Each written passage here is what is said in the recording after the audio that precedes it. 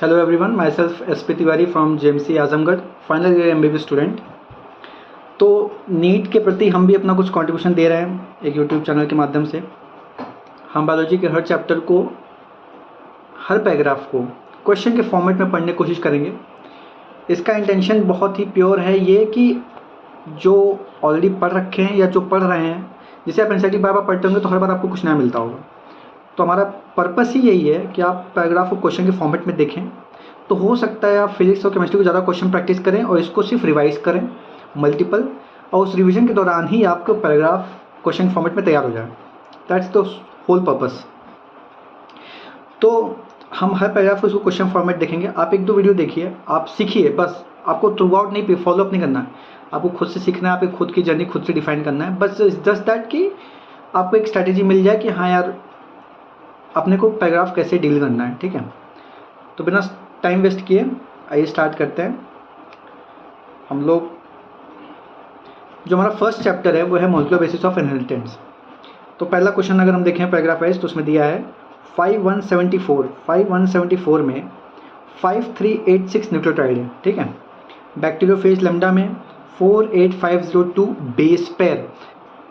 छोटी छोटी चीज़ों को बहुत ध्यान देना है कि वो एक भी वर्ड ऊपर नीचे कर देगा तो वहाँ हमें याद रखना है। या तो आप रेक्टिफाई करिए तो पढ़ते समय ही ध्यान रखिए कि मैं उसमें क्या याद करूँगा। ठीक है, तो हमें इस चीज़ का ध्यान देना है। ई कोलाई में क्या है 4.6 × 10⁶ BP base pair. Human haploid में है 3.3 × 10⁹ बेस पेयर। तो यहाँ एक चीज़ ध्यान रखना है कि 5174 में कितना है 5386 न्यूक्लियोटाइड है, न्यूक्लियोटाइड्स है। ठीक है, बाकी तीनों में क्या है, अपना बेस पेयर है। तो ये एक मैच द कॉलम टाइप में आप सीख सकते हैं कि इसको अगर एज इट इज़ चारों ऑप्शन हम फ्रेम कर दें, 1 2 3 और 4 करके, तो आपको ये आना चाहिए। ठीक है, अब देखिए इसमें इंटरेस्टिंग क्या है कि 5 + 3 8 होता है, 5386 न्यूक्लियोटाइड आप फ्लो में बोल सकते हैं। 48502 आपको एज इट इज़ किसी भी तरह याद कर लीजिए, 4.6 × 10⁶ बेस पेयर, ये तो आपको याद करना पड़ेगा। ठीक है, नेक्स्ट लाइन देखते हैं कि length of DNA is usually defined as number of nucleotide. Number of nucleotide means what, कि देखो अभी देखो कंसेप्ट पे मैं जा रहा हूँ। मेरा वीडियो जो है मेजरली उन्हीं बच्चों के लिए जो ऑलरेडी एक बेस कवर कर रखे हैं, उनको सारे वोकैबुलरी वर्ड्स पता हैं इस चैप्टर के, तो उनके लिए बेसिकली ज़्यादा कंस्ट्रक्टिव फील होगा। तो length of DNA is usually defined as the number of nucleotide. तो ये स्टेटमेंट बन के आ सकता है कि length of DNA is defined usually as number of nucleotide. Nucleoside नहीं, न्यूक्लियोटाइड। तो हर वर्ड को बहुत रिवीजन में ध्यान देना कि क्या अगर न्यूक्लियोसाइड लिखता तो गलत होता। बाय कंसेप्ट भी और बाय रीडिंग भी हमको ध्यान देना है। An N2 base is linked to OH alcoholic group of 1C carbon of pentose sugar. तो स्ट्रक्चर में अगर आप जाएंगे तो पेंटोज शुगर के फर्स्ट कार्बन पे N2 बेस अटैच होता है। A phosphate group is linked at OH of 5th carbon of a nucleoside. ये चीज़ ध्यान दे रहे हैं आप कि फॉस्फेट ग्रुप कहाँ है 5th कार्बन पे, और जो वो है हमारा N2 बेस है वो कहाँ है 1st कार्बन पे। ठीक है, ध्यान देना। 2 nucleotide are linked through 3/5 phosphate diester linkage to form a dinucleotide. तो डाइन्यूक्लियोटाइड में 2 न्यूक्लियोटाइड क्या वो बॉन्ड होता है 3/5, ध्यान रखना है। पॉलीमर की बात करें, पॉलीमर में 1 एंड क्या होगा 5 end of sugar has phosphate and 3rd end of sugar has alcoholic group. तो एक क्वेश्चन पूछ सकता है कि 3rd end had phosphate, no, 3rd end had alcoholic group and 5th end is having a phosphate group. Backbone of polynucleotide chain is sugar and phosphate. Multiple times ये line बन के आए हैं, इसको बहुत ध्यान देना है, बहुत ही बेसिकली ध्यान देना है। ठीक है, ये शुगर और फॉस्फेट की बैकबोन कौन है, शुगर एंड फॉस्फेट। ठीक है, ध्यान रखें। In RNA every nucleotide residue has an additional OH group at 2nd position of a ribose. तो RNA है तो राइबोज होगा, राइबोज के 2nd पोजिशन क्या होगा, एडिशनल OH ग्रुप होगा जो डिफ्रेंशिएट करेगा। DNA has an acidic substance in nucleus, was first identified by Friedrich Mischer in 1869. He named it as nuclein. देखो इसमें कई सारे क्वेश्चन फ्रेम हो सकते हैं आपको इस लाइन को देखते ही कि DNA एक एसिडिक सब्सटेंस है। ठीक है, was first identified by, पूछ सकता है कि was first identified by Friedrich Mischer in what, in year 1869। ठीक, ऐसे करते जाइए ताकि आपको क्वेश्चन कम प्रैक्टिस करिए लेकिन पैराग्राफ को क्वेश्चन फॉर्मेट में लिखिए। अगर अच्छा ईयर पूछ लिया तो हाँ 1869 मुझे कैच करना पड़ेगा उस समय। ठीक है, and he named it as, क्या नेम किया उसको, न्यूक्लियस नहीं, न्यूक्लिन, ठीक है।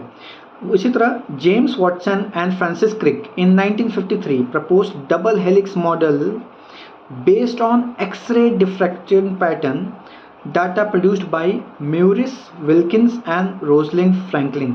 तो ये तो बहुत बार पूछा गया कि 1953 में James Watson and Francis Crick ने डबल हेलिक्स मॉडल को दिया था। ये बहुत बार पूछा गया, बहुत बार। Question number 9। Question number 10, Erwin Chargaff rule क्या कहता है, for double standard DNA that adenosine is equal to thymine and cytosine और ग्वानिन, सॉरी एडेनोसिन और थाइमिन के बीच में डबल बॉन्ड बनता है और इसमें क्या है, ट्रिपल बॉन्ड, साइटोसिन और ग्वानिन। और क्या कहा इसने कि एडेनिन बाई थाइमिन की वैल्यू क्या होती है, कांस्टेंट, ठीक है। उसी प्रकार cytosine by guanine by cytosine की वैल्यू क्या होती है, कांस्टेंट। और ये पूरा ही इक्वल टू क्या होता है, इक्वल टू 1, चारगाफ रूल, ध्यान रखिएगा। परसेंटेज बेस्ड क्वेश्चन आते हैं, आपने बहुत सॉल्व किया होगा, नो डाउट, बस देखने का तरीका है, ठीक है। Question number 11, B DNA, right handed fashion होगा बी डीएनए। एनसीईआरटी की लाइन बाय लाइन कवर कर रहा हूँ, nothing more than that and nothing less than that, ठीक है। Pitch of helix is 34 angstrom, distance between base pair are 3.4 angstrom and 1 turn has 10 base pair. ये question format में आपको ध्यान रखना है कि पीडीएन में बोल दिया कि भाई right handed fashion, left handed fashion, right handed fashion. Pitch कितना हेलिक्स अगर 34 एंगस्ट्रॉम के 3.4 एंगस्ट्रॉम, नो 34, 3.5 क्या है, distance between 2 base pair. 1 turn में कितना है, 9, 10, 6 कितना बेस पेयर, 10 बेस पेयर। तो ये आपको करना है, पूछते चलना है खुद से। फ्रांसिस क्रिक ने क्या दिया, central dogma, what is central dogma, DNA is converting into mRNA, mRNA is converting into protein, DNA conversion into mRNA is known as transcription. You must be aware of that. mRNA conversion to protein is known as translation. ठीक है, ये as it is आ जाता है कई बार, 2016 या approx में आप देखेंगे तो ये एज इट इज ऑप्शन में आ गया कि सेंट्रल डोग्मा किसने दिया था, फ्रांसिस क्रिक। ये भी आपको अलग पढ़ना, ओके। ये हाँ, डीएनए रेप्लिकेट करता है, यहाँ से ट्रांसक्रिप्ट mRNA पता है आपको। Length of the DNA is equal to number of base pair, distance between 2 consecutive base pair. ये बात ध्यान रखना है कि length of DNA is number of base pair into distance between. बोल सकता है कि भाई x है और ये z है, तो क्या होगा, x इंटू z हो जाएगा अपना क्या, लेंथ ऑफ द डीएनए, या कोई वैल्यू दे सकता है, आपको इस हिसाब से सोच के चलना है। In E coli prokaryotes DNA being negatively charge is not scattered but held with a positive charge proteins in region called as nucleoid, ठीक है। न्यूक्लियोइड में क्या होता है, डीएनए नेगेटिव चार्ज होता है तो उसको होल्ड करने के लिए पॉजिटिव चार्ज है, जैसे कि आपने कहा nucleoid. The DNA in nucleoid is organized in a large loops held by proteins. तो DNA कैसे ऑर्गेनाइज है, लार्ज लूप के में, जिसमें प्रोटीन्स उसको बांध के रखते हैं। अच्छा, यूकैरियोट्स में क्या है, यूकैरियोट्स में there is a set of positive charge basic proteins, not acidic, basic proteins called histones. Now here comes the beautiful part. Histone से बहुत सारा क्वेश्चन उठाया गया, बहुत सारा। which are rich in lysine and arginine multiple times, lysine and arginine and tryptophan। 4 option दे देगा आपको, वहीं फंस जाइएगा। तो हो सकता है इसको प्रैक्टिस ना करें क्वेश्चन के फॉर्मेट में, बट पढ़ते समय इसको ध्यान दीजिए कि यार 2 ऑप्शन आएगा तो मैं कैसे छांटूंगा। हाँ, लाइसिन अर्जिनिन, कुछ ट्रिक बना लीजिए अपना, जो भी है व्हाटसोएवर, ठीक है। Question number 16, histones are organised to form a unit of 8 like H2A, H2B, H3, H4, ठीक है, इंटू 2 टाइम्स, मतलब 4 into 8 molecules called as histone octamer. Multiple times line के फॉर्मेट में डायरेक्ट क्वेश्चन आपसे पूछा गया है, ठीक है, कि यही पूछ लिया गया कि कितने हैं, 8 हैं हिस्टोन ऑक्टेमर के रूप में। Negatively charge DNA plus histone octamer is known as nucleosome. और न्यूक्लियोसोम में बेस पेयर कितने होते हैं, 200 बेस पेयर, ठीक है। न्यूक्लियोसोम में बेस पेयर कितने होते हैं, 200। ये भी आपको ध्यान रखना है कि डीएनए नेगेटिव चार्ज है, हिस्टोन में पॉजिटिव चार्ज है, और ये बने पूरे दोनों कंबाइन करके अपने न्यूक्लियोसोम। और एक न्यूक्लियोसोम में कितना बेस पेयर है, अप्रॉक्स 200 बेस पेयर, ठीक है। Chromatin, what is chromatin, thread like stained coloured bodies seen in nucleus. तो कलर्ड बॉडीज होते हैं, ठीक है, थ्रेड लाइक होते हैं। 2 पॉइंट्स बहुत जरूरी है, ठीक है। Seen in nucleolus, no nucleus. Words को बहुत क्लियर रखिएगा, वर्ड से ही खेल है, ठीक है। नॉट को कैनॉट कर दे, ठीक है, और कैन को कैनॉट कर दे, सॉरी, और मतलब कुछ भी, इसको नॉट, मतलब छोटे छोटे वर्ड्स आपको एक्सेप्ट करके कुछ भी कर दे। The nucleosome on chromatin are seen as beads on string, very important। Bar bar question repeat, ये सब मैं आपको लाइन बाय लाइन आपको फ्रेम दिखाते चल रहा हूँ कि एनसीईआरटी की हर लाइन कितनी इंपॉर्टेंस है, ठीक है। Number of bead in mammalian cell कितना होगा, number of beads in mammalian cell diploid में क्या होगा, 3.3 इंटू 10⁹ बेस पेयर इंटू 2/200। 200 से क्यों डिवाइड किया, क्योंकि number of base pair nucleosome में कितना होता है, 200 एवरेज। तो कितना निकल जाएगा, 3.3 into 10⁷ nucleosome, number of nucleosome count करने के लिए आ गया। ये एनसीईआरटी से फ्रेम किया हूँ, आ सकता है क्वेश्चन क्या पता आ जाए, और आया हूँ, ठीक है। यूक्रोमेटिन क्या है? लूजली पैक होता है, स्टेन लाइट होता है और ट्रांसक्रिप्टिवली एक्टिव होता है। 3 चीज़ है, ठीक है। Euchromatin loose pack, stain light और ट्रांसक्रिप्टिवली एक्टिव, ध्यान रखिएगा। हेट्रोक्रोमेटिन में क्या है? ऑपोजिट, ये क्या हो गया? डेंस पैक, स्टेन लाइट का हो गया डार्क और ये हो गया एक्टिव से इनएक्टिव। तो स्टेटमेंट बन के भी आ सकता है और फीचर दे सकते हैं कि मान लो which of the following is not a feature of euchromatin, दे दिया कि loosely pack, stain light, transcriptively active, या तो दे दिया कि डेंस पैक, स्टेन लाइट और ट्रांसक्रिप्टिवली एक्टिव और ऑल ऑफ दी अबव। तो क्या गलत है इसमें? डेंस पैक नहीं है, क्यों? क्योंकि ये हेट्रोक्रोमेटिन का है। तो ये पढ़ते समय सोचना है। See the purpose of the video is like कि आपको पैराग्राफ को समझना चाहिए। जो कई रिवीजन कर चुके होंगे उनको अब आ गया होगा हैबिट। नए वालों के लिए बता रहा हूँ, जो अभी लग रहा होगा कि यार पढ़ तो रहा हूँ, मार्क्स नहीं आ रहा। क्यों नहीं आ रहा भाई? तुम उस तरीके से पढ़ो कि यार एग्जामिनर सेट करता तो कैसे करता, ठीक है? उस टाइप से वर्ड्स को पकड़ो। क्वेश्चन नंबर 17, 1978, आप इसको लाइन बाय लाइन एनसीईआरटी से मैच कर सकते हैं, सब फ्रेंड है। 1928 में क्या है? ट्रांसफॉर्मिंग प्रिंसिपल दिया किसने? ग्रिफिथ ने। भाई बारंबार कितनी बार सुना है हम लोगों ने, Griffith experiment, Griffith experiment, Griffith experiment. Experiment on Streptococcus pneumoniae, ध्यान रखना, एक्सपेरिमेंट ऑन स्ट्रेप्टोकोकस निमोनी पूछ सकता है। स्ट्रेप्टोकोकस तो याद रहेगा, निमोनी नहीं याद रहेगा, वही चेंज कर देगा, ठीक है। R2N S थर्ड स्ट्रेन क्या है? R2 अनहार्म्ड है और ये क्या है? वायरुलेंट है ड्यू टू म्यूकस, ध्यान रखना है। Before Avery MacLeod and McCarty experiment the genetic material was thought to be protein but after experiment DNA is a genetic material। तो एवरी मैक्लियोड और मैकार्टी के पहले क्या था? जेनेटिक मटेरियल हम मानते थे प्रोटीन, लेकिन उनके बाद क्या हो गया? DNA, ध्यान रखना। मोस्ट इंपॉर्टेंट लाइन, पता नहीं कितनी बार रिपीट हो चुका है ये। 1952 द ईयर 1952। इसी तरह अब देखो, अपने को रिकॉल भी करते रहना कि 1928 में क्या होता है। सीढ़ी चल रहे हो, दुकान पे जा रहे हो, कहीं जा रहे हो, अपने आपसे क्वेश्चन पूछते रहो, रैंडम क्वेश्चन दो, फिजिक्स केमिस्ट्री बायोलॉजी, क्या एक्टिव रिकॉलिंग बढ़ेगी आपकी, ठीक है। 1952 में क्या हुआ? हर्शी चेस एक्सपेरिमेंट, सबको पता है भाई। Used bacteriophage and E coli, bacteriophage and E coli. Radio active phosphate P32 और सल्फर S35, ध्यान रखना, P32 S35 कंफ्यूज कर देगा आपको। Infection, blending and centrifugation steps इसके बता दिए, ठीक है। Virus having RNA genome have short life span and mutate and envelope faster. तो जिसमें RNA जीनोम होता है वो शॉर्ट लाइफ स्पैन होते हैं और म्यूटेशन और इवॉल्व फास्टर होते हैं। सी, मैं अभी भी बोल रहा हूँ, ये वीडियो उन लोगों को ज़्यादा बेनिफिशियल होगा जो ऑलरेडी चैप्टर को एक आध वीडियोस देख रखे हैं किसी भी कोचिंग ऐप से या व्हाट अपने से भी कैसे भी।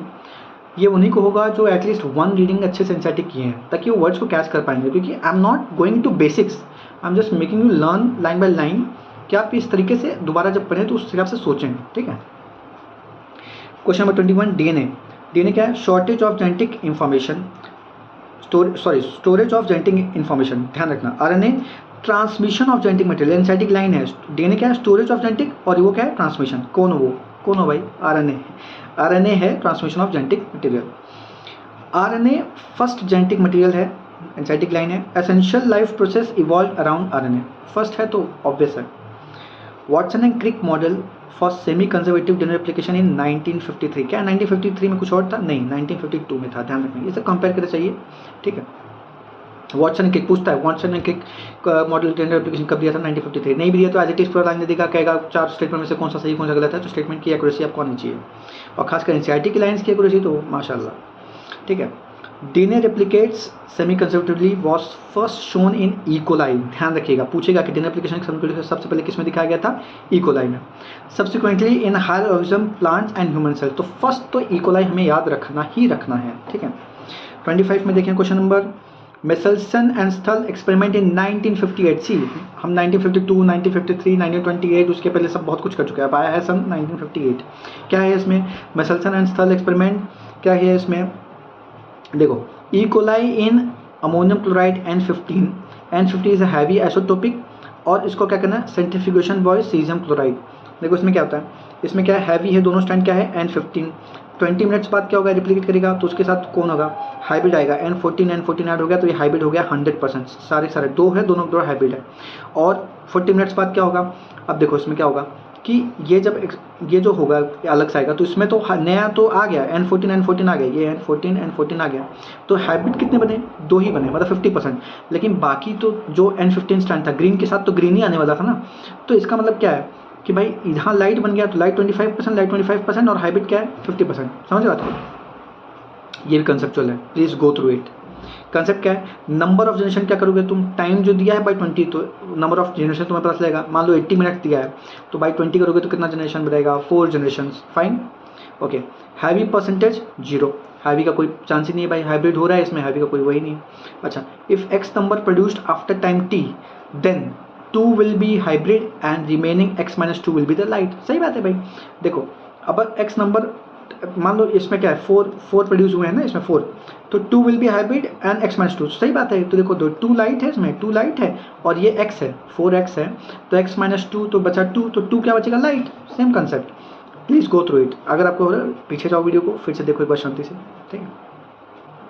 Ratio of heavy, light and hybrid, तो देखो आफ्टर 80 मिनट्स में अगर हम देखें इसमें, तो अगर हम देखें तो नंबर ऑफ जनरेशन कितना हो जाएगा, 80/2 4 हो जाएगा, और नंबर ऑफ डीएनए क्या होगा 2 की पावर n, तो मतलब 16। तो देखो 16 में क्या होगा, हैवी तो अपने को मिलना है 0, अब लाइट और उसमें बचा लाइट और हाइब्रिड, तो हाइब्रिड कितना मिलेगा 2, हाइब्रिड तो 2 मिलेगा, और हाइब्रिड 2 मिलेगा, सॉरी हाइब्रिड 2 मिलेगा, तो जो बचा उसमें क्या हो जाएगा x माइनस 2, तो मतलब 16 माइनस 2 कितना बचा अपने पास 14, fine.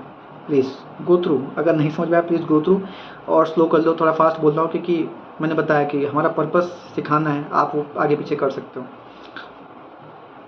Taylor and colleagues in 1958 perform on Vicia faba, Vicia faba बहुत एक्यूरेट वर्ड यूज़ करता है वो लाइन में, ध्यान रखिएगा। Use of radioactive thymidine semi consistent on DNA replicate, तो विशिया फैबा में टेलर एंड कोलिग ने एक्सपेरिमेंट किया था, कौन सी ईयर में, 1958 में। Thymidine semi consistent DNA replication, radioactive thymidine use किया था, 2 वर्ड बहुत इंपॉर्टेंट है। E. coli completes replication in 18 minutes, एंजाइटिक लाइन बहुत फोकस रही है, with average rate of formation of 2000 base pair per second. ये थोड़ा बाहर से उठाया मैंने लेकिन इंपॉर्टेंट है। Deoxyribonucleotide triphosphate, sorry deoxyribonucleic triphosphate serves dual purpose, acts as substrate and provide energy. 2 important line ध्यान रखना, acts as a substrate and provide energy, बहुत इंपॉर्टेंट लाइन है, पूछता ही है। 29 replication fork, small opening of DNA where replication occurs. What is replication fork? Define पूछ सकता है, 4 option दे देगा। large opening of double stranded DNA where replication occurs, no, small opening of RNA where replication occurs, no, DNA। तो ध्यान रखिए, DNA dependent DNA polymerase only in one direction, that is 5:3, very important। पूछ सकता है कि DNA dependent polymerase का direction क्या है, 3:5, 5:3, none of the above, ऐसे करके, या both A and be possible, ऐसे पूछ सकता है, ठीक। देखो जैसे इसमें देखो, इसमें क्या अपना, ये तो अपना है 3:5 टेम्पलेट है, ठीक है, यहाँ इसके ऑपोजिट में 3:5 यहाँ पे है, तो ये 2 लैग है, एक तो एक कंटिन्यूस क्या है 5:3 जा रहा है, और 5:3 5:3 ये बजाय डिसकंटिन्यूस और लैगिंग स्ट्रैंड, ये तो आपको पता होगा, कंसेप्ट आपका क्लियर होगा, मैं बस बताने का तरीका बता रहा हूँ। Replication once set in the total DNA gets duplicated, एक बार रेप्लिकेशन हो गया तो उसके बाद डुप्लीकेशन।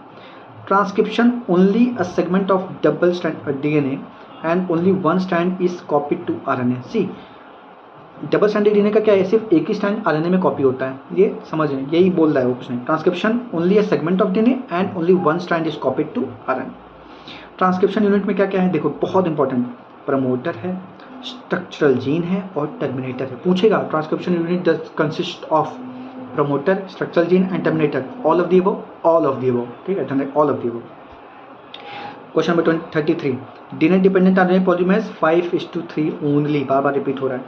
34 देखो 3 और 5, ये क्या है 5 और 3, देखो प्रमोटर रीजन क्या है, at 5 end of coding strand, तो कोडिंग वाली, ये कोडिंग पार्ट है, ये टेम्पलेट पार्ट है, तो कोडिंग के 5 एंड पे क्या होगा प्रमोटर, और at 3rd end of coding downstream, तो इसमें 3rd एंड पे देखो क्या है टर्मिनेटर, ठीक है। Sequence same as RNA except thymine at uracil, तो कोडिंग का क्या होता है, जो रेप्लिका बनता है सीक्वेंस सेम होता है, बस फ़र्क क्या आता है कि थाइमिन हो जाता है यूरेसिल की जगह पे, बस दैट्स फैक्ट, वो रिप्लेस कर लेता है, ठीक है। The promoter and terminator flank the structural gene, एंजाइटिक लाइन है, promoter and terminator flank the structural gene, आपने देखा होगा, बहुत important line. By changing position और switching promoters position with terminator the definition of coding and template could be reversed.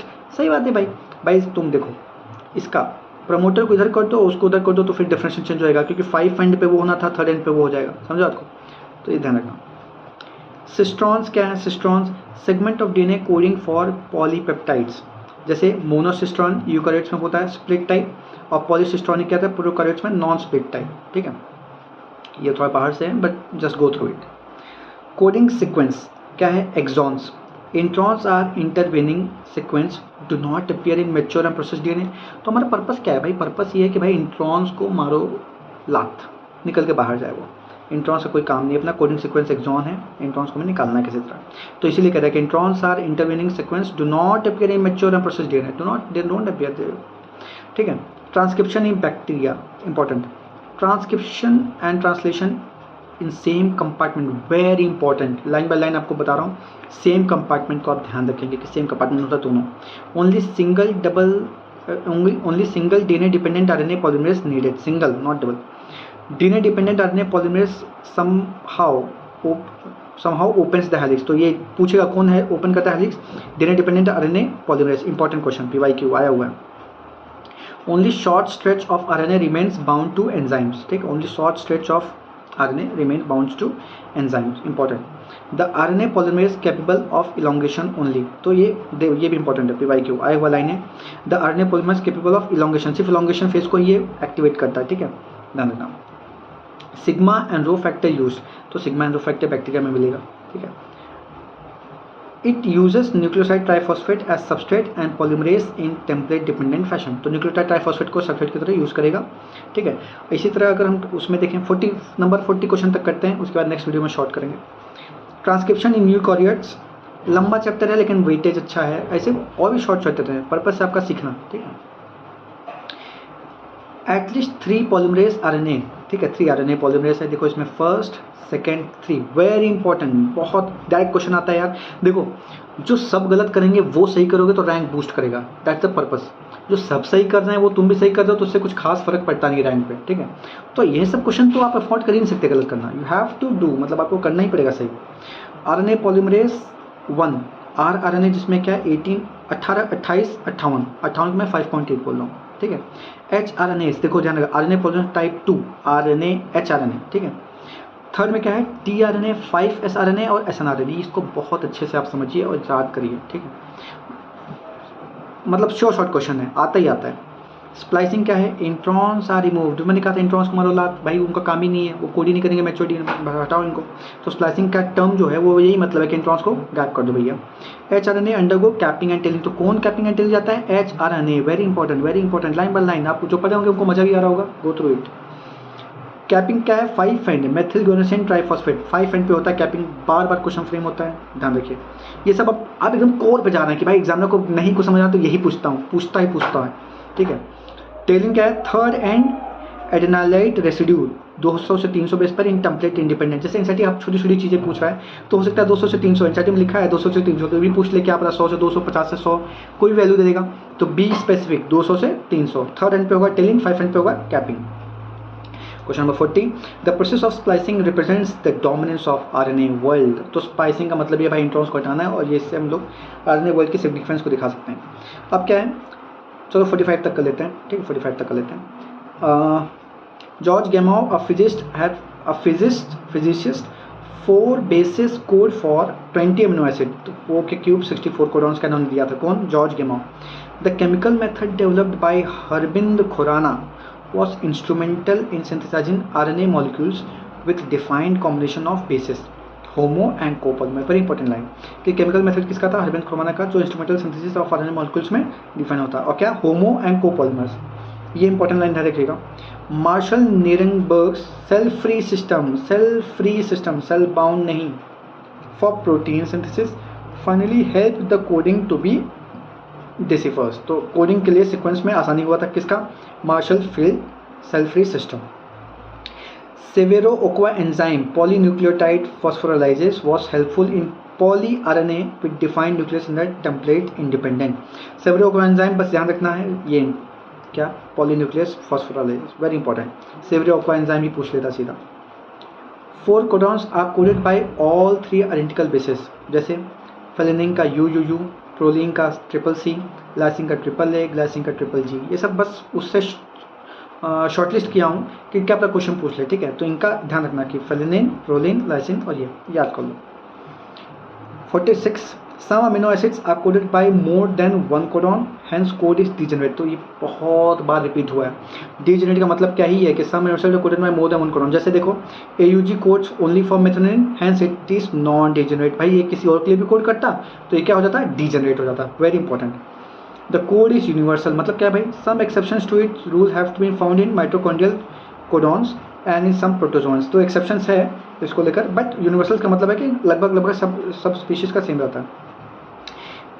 UAA, UAG और UGA are stop codons. Very important. Top 3 stop codon पूछा तो following is not a stop codon. चाहे एक और चौथा add कर लेगा, मान लो UAA उआ उग उगा, उआ उग उगवा, और एक दे दिया ट्रिपल U, तो कौन सा स्टॉप कोडॉन नहीं है, ट्रिपल U नहीं है भाई, वो फेलिनी को कोड कर रहा है। तो ये तो श्योर शॉर्ट क्वेश्चन है, मतलब बना लिया तो आपको गलत करना अफोर्ड कर ही नहीं सकते। तो जब आप पढ़िए तो कम से कम 70% चीज़ें ऐसे रिवाइज कर लीजिए यार कि जो सब कर रहे हैं सही तो मुझे भी करना ही है सही। समझ बात को। फ्रांसिस क्रिक, tRNA को known as sRNA soluble RNA also as adapter molecule. Very important. Francis Crick ने tRNA दिया known as sRNA soluble RNA also known as adapter molecule. tRNA क्या है, has a anticodon loop, amino acid acceptor end at third end, very important, not fifth end, third end, और anticodon loop होता है। There are no tRNA for stop codons, दे दिया option, which of the following is the tRNA for stop codon. No tRNA has no tRNA is there for any stop codon. Be very specific. ध्यान रखिए, inside एक line है। tRNA secondary structure clover leaf, actual structure inverted L shape. Very important, बहुत बार repeat हो चुका है कि सेकेंडरी जब पूछेगा तब आपको क्या बनाना, क्लवर लीफ की तरह, और tRNA का एक्चुअल स्ट्रक्चर पूछेगा तो इन्वर्टेड L की तरह। प्लीज़ प्लीज़ प्लीज़ प्लीज़, मेरा पर्पस इस वीडियो का बहुत ही क्लियर है कि आपको जो है लाइन बाय लाइन आपको पढ़ना सीखना है कि how to make it very concise, और हमारी आंखें उन्हीं को देखें जो क्वेश्चन पूछने वाला है टीचर। ये फर्स्ट रीडिंग में पॉसिबल नहीं है, आपको फर्स्ट रीडिंग सेकंड रीडिंग करना पड़ेगा। And when you get this idea will be a master. Translation ये लास्ट करते हैं 50, उसके बाद देखेंगे। ATP is linked to a coordinate tRNA, a process communication called as charging of tRNA and aminosalation। aminosalation होता है जिसमें tRNA को चार्ज करते हैं, ठीक है। If two charged tRNAs are brought together, the formation of peptide bond took place। तो tRNA के बीच में जो पेप्टाइड बॉन्ड बनता है, वो जो दो चार्ज tRNA के बीच में जो पेप्टाइड बनेगा उसी बोलेंगे पेप्टाइड बॉन्ड बनता है। Ribosome consist of a structural RNA and about 18 different types of proteins. ये आया हुआ क्वेश्चन है, आपको लग रहा होगा कि भाई क्या है, लेकिन आया हुआ क्वेश्चन है कि कितने different types of protein, 18 different types of protein. 70 दे दिया तो, 50 दे दिया तो, 60 दे दिया तो, ये पढ़ते समय सोचना है कि मैं उसमें कैसे क्लियर होऊंगा कि यहाँ 80 ही डिफरेंट टाइप्स ऑफ प्रोटीन। या तो आप रट लो, या तो पढ़ते समय ही आपकी थोड़ा अपने को स्ट्रेस दो कि कैसे उसमें याद करूँगा। ठीक, इनएक्टिव राइबोसोम स्मॉल सब यूनिट, इसमें शायद पेज का इशू है। चलिए आज यही एंड करते हैं। नेक्स्ट वीडियो में इसको और अच्छे से शायद मुझे लगता है 70 के अप्रॉक्स क्वेश्चन है, बहुत ज़्यादा है नहीं। क्वेश्चन फॉर्मेट में ही हम चाहते हैं चैप्टर को करना, ताकि आपके देखने का नज़रिया उसी तरह। अगली बार से कोशिश करेंगे कि हम NCERT पेज पे ही कवर अप करें, और होप आपको पसंद आए। अगर पसंद आए तो just give a thumbs up, और ताकि हम, दैट्स द ओनली थिंग जो हमें मोटिवेट करता है कि चलो यार बनाओ। लोग एब्जॉर्ब कर रहे हैं, फीड कर रहे हैं, खुद को कंज्यूम कर रहे हैं, तो लोगों को कुछ, अगर 10 में से एक बच्चे को भी अगर ये हिट करता है तरीका, नॉट द एडिक्शन, आपको मुझे देखना नहीं है ना, मुझे व्यू से इसको कोई कमाने का कोई पर्पस है, ठीक है। तो इट्स जस्ट दैट कि किसी को हेल्प कर रहा है तो हो सकता है उसको एक स्मार्ट मूव मिल जाए और उसकी रैंक बूस्ट कर जाए। That's it. Thank you very much. Let's meet in a next